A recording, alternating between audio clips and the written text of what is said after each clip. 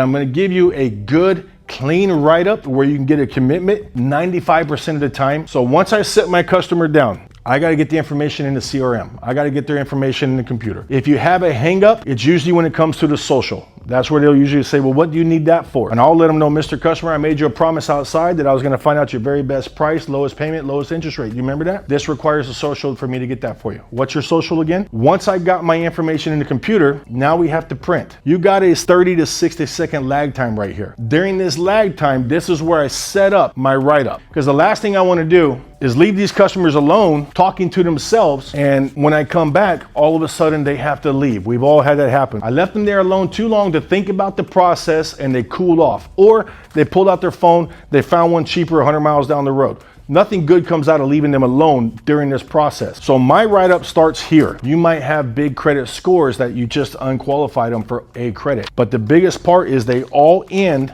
with the suggested down payment. So when I set them up with this, sets the stage for my write-up to begin with something that's credible. They read it first before I said it.